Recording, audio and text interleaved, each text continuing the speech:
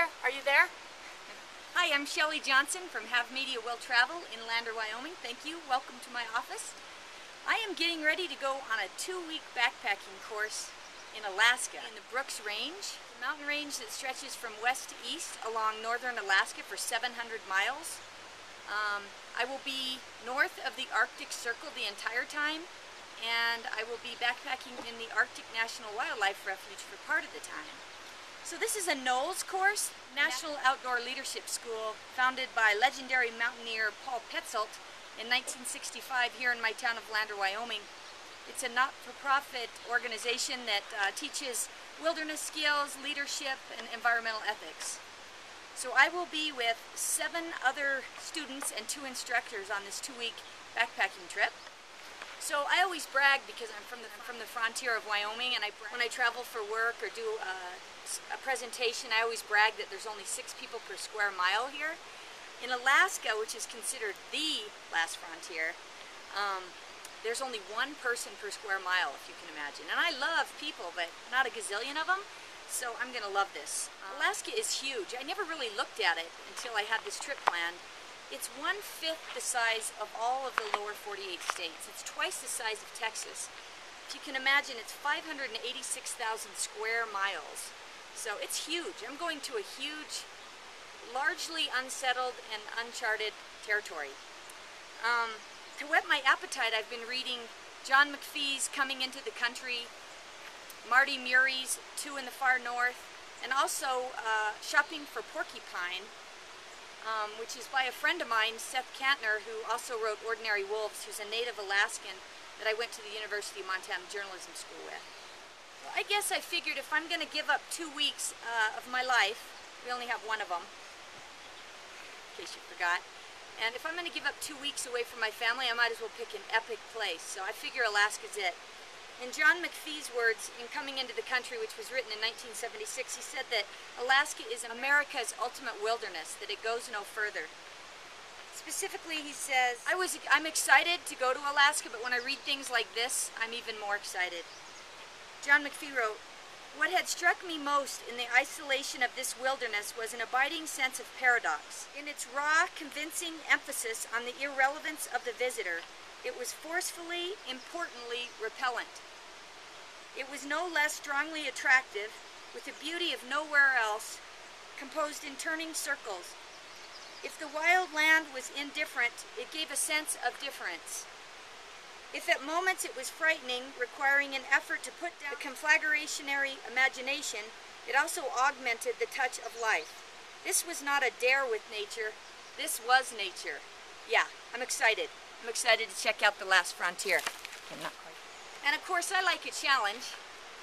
I think an epic experience is one that's a challenge. It's all new and it's a challenge. It makes me uncomfortable. So after the money was paid to NOLS, so they have my money in hand, I get this letter from NOLS in preparation for my upcoming trip, and it says, "For 12 days you'll backpack through these mountains surrounded by steep shell slopes, towering peaks, and wide open tundra.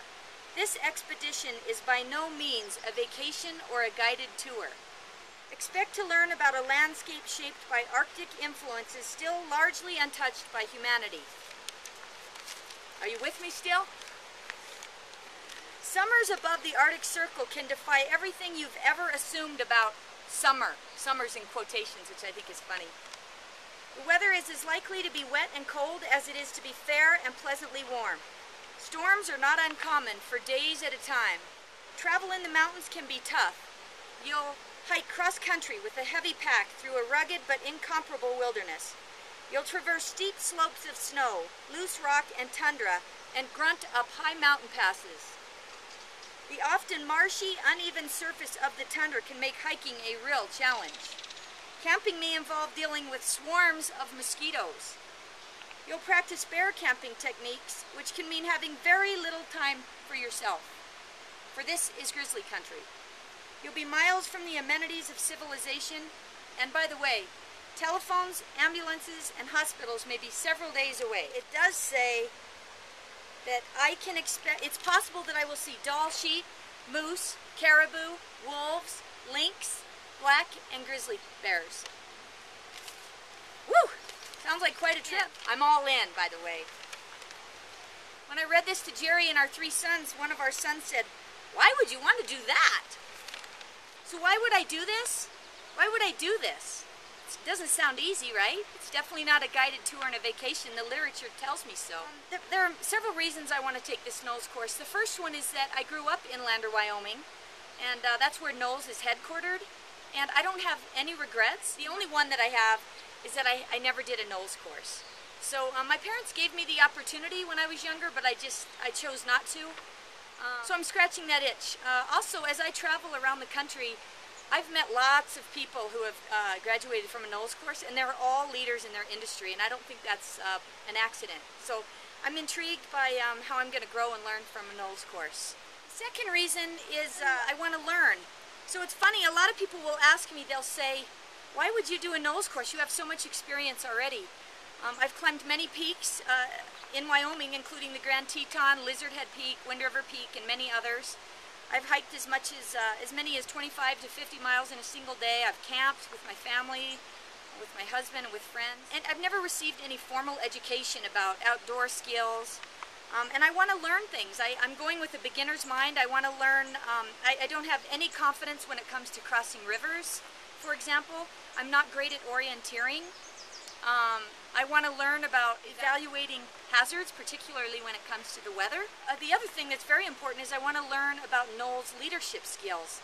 I consider myself a team player, but I love to lead, and so I'm really intrigued by NOLS 4 leadership styles and or leadership roles, and one of them is called active followership.